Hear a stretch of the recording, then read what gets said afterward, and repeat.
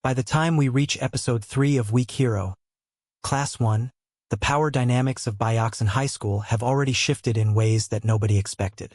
Si-eun has already destroyed Jeon Yeong-bin's credibility. He's exposed his manipulation. He's turned the tables so completely that Yeong-bin is now the one running away, isolated and broken, from the very social hierarchy that he once controlled with an iron fist. But here's what makes Weak Hero different from most school dramas. Just when you think the main conflict is resolved, just when you think Si-eun has won, the show expands its scope. It shows you that the world is bigger and more complicated and more dangerous than just one bully in one classroom. Because Yeong-bin wasn't the only predator in this school. He wasn't the only person who feeds on power and dominance. He was just the one closest to Si-eun. And now, someone bigger is paying attention. Episode 3 opens with a crucial realization. Someone in the school hierarchy has heard about what happened to Yeong-bin's gang. Someone has learned that a group of bullies got utterly destroyed by someone nobody was supposed to take seriously. A nerdy-looking kid. A skinny student. Someone who shouldn't have the power to do what he did. That someone is Kim Gil-su. And if Yeong-bin represented the bully who needs validation through social dominance, Gil-su represents something far more dangerous. Gil-su is a predator who operates at a higher level. He's someone who uses the school system itself. He has connections. He has resources.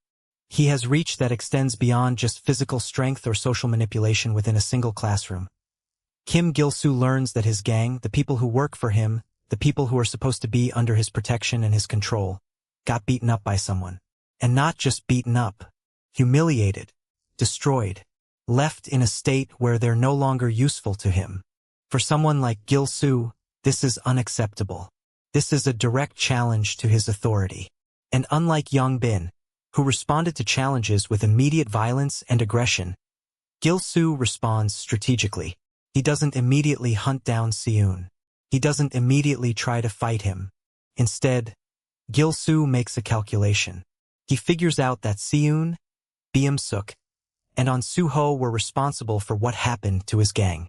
And he decides that the best way to punish them isn't through violence. It's through money. Gil-su demands 15 million won from the three of them. 15 million won. That's an enormous amount of money for high school students. For most students, it might as well be impossible. It might as well be asking for the moon. That kind of money represents the kind of resources that only adults have. That kind of money represents wealth and privilege that's completely beyond the reach of the average high school student. And here's what makes Gil-su's demand so brilliant from a narrative perspective. It's not just about the money. It's about power. It's about showing that there are levels to this school that go beyond just physical strength or even social manipulation. There are students who have actual access to real resources, real money, real connections, real consequences. The demand itself is a threat. The saying, if you don't have 15 million won, you're going to have to figure out how to get it. And the people who can provide that kind of money are people with their own agendas. People who will want something in return.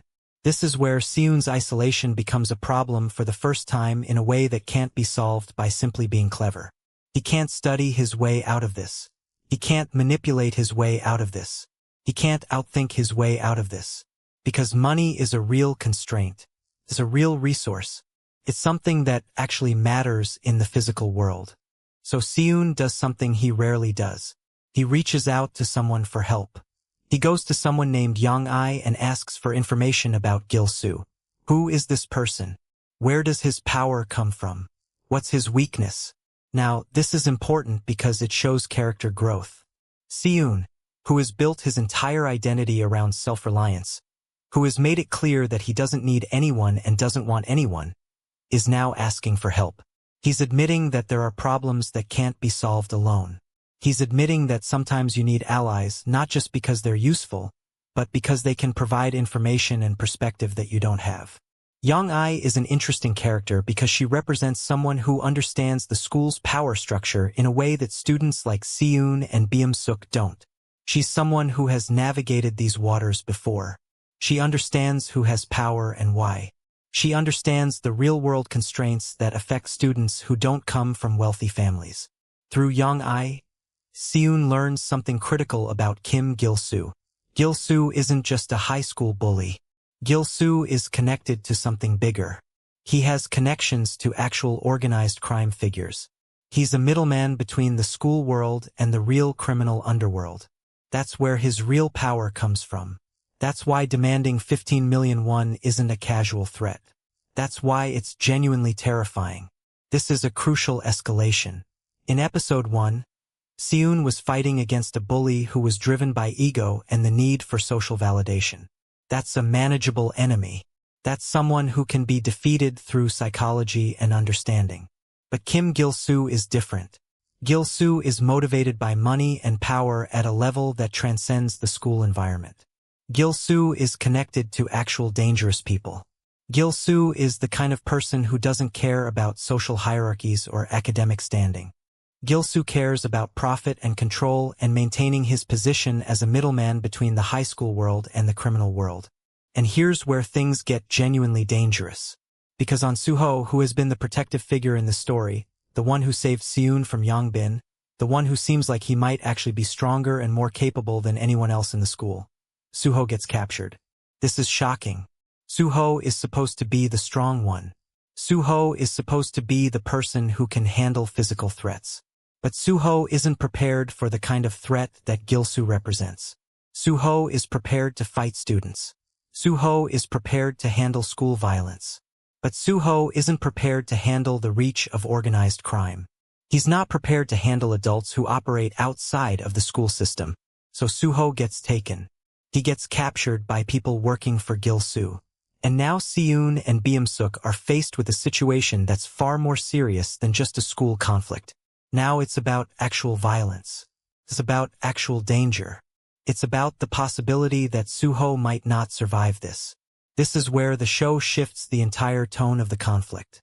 Until now, the violence has been contained within the school. The stakes have been about social standing and academic reputation and the social hierarchies that exist within Beom-seok High School. But now the stakes have exploded outward. Now it's about the real world. It's about money. It's about organized crime. It's about actual physical danger to actual people. And what makes episode 3 so effective is that it shows the limits of Si-eun's strategy. Si-eun can defeat Yeong-bin through psychology and manipulation. Si-eun can understand the social dynamics of his school and exploit them. But Si-eun can't defeat Kim Gil-su through intelligence alone. Because Gil-su operates according to different rules. Gil-su operates according to the rules of the criminal underworld, where money and violence and connections matter far more than intelligence and social understanding.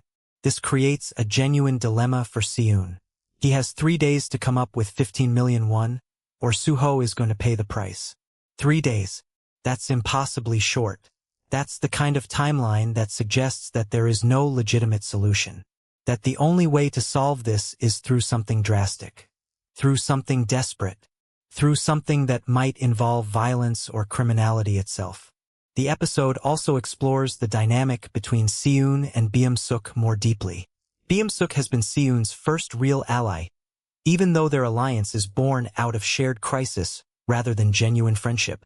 Beom-seok initially betrayed Si-eun at Yeong-bin's command, but he also came to realize that Si-eun wasn't actually his enemy, that Yeong-bin was the one manipulating him, that he and Si-eun and Suho were actually on the same side. Now, facing the reality of Suho's capture and the impossible demand for money, Beom-seok and Si-eun have to work together. They have to figure out what to do. They have to decide whether they're going to somehow raise the money, or whether they're going to try to rescue Suho by force, or whether they're going to do something else entirely. What makes episode 3 narratively important is that it expands the scope of the story. It shows that the school isn't isolated from the real world. It shows that the violence and the crime and the predatory behavior that happens in the school is connected to larger systems of crime and violence and predatory behavior that exist in the real world. It's also important because it forces Si-eun to grow. Si-eun has to stop being just a strategic thinker. Si-eun has to start actually caring about other people. Si-eun has to realize that his self-reliance has limits. That sometimes you need other people not just because they're useful, but because you actually care about them.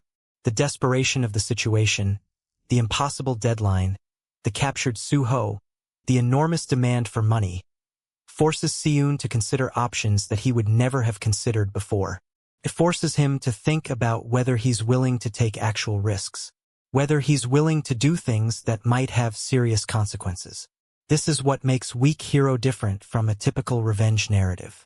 In a typical revenge narrative, the protagonist is motivated by anger or justice or a desire to punish wrongdoing. In Weak Hero, the protagonist is motivated by desperation, by the need to protect people he cares about, by the realization that intelligence and strategy can only take you so far, that sometimes the world operates according to rules that your intelligence can't change. Episode 3 ends with the clear sense that the story is about to escalate beyond anything we've seen so far, that the next episode is going to involve something more dangerous and more desperate than anything that's come before. What Si-eun is about to do, what he's about to be forced to do, is going to reveal something about his character that we haven't seen yet. It's going to show whether he's truly willing to do whatever it takes, whether he's truly willing to cross lines, whether he's truly willing to sacrifice his own safety for people he cares about. Because that's the fundamental question that Weak Hero is exploring. It's not just about intelligence versus physical strength. It's about whether intelligence and strategy can actually help you survive in a world that's fundamentally unfair and fundamentally dangerous. Episode 3 of Weak Hero. Class 1 takes the story from a school-based conflict and transplants it into something far more real and far more dangerous. It introduces Kim Gil-su as a villain who operates according to different rules than Jeon Yeong-bin. It captures on Soo-ho and forces Si-eun and Beom-seok to face a situation that can't be solved through manipulation or psychology. It's an episode that raises the stakes. It's an episode that shows the consequences of violence in a world connected to organized crime. It's an episode that forces the protagonist to grow and change and face situations where his usual strategies won't work. And most importantly, it's an episode that promises that the next episode is going to be even more intense, even more dangerous, and even more meaningful than anything that's come before. The 3-day deadline is ticking. Suo is captured. Si-eun has to decide what he's willing to do, and the viewer is left desperate to know what happens next. That's the power of episode 3. It ends with genuine tension and genuine uncertainty about what the resolution is going to be.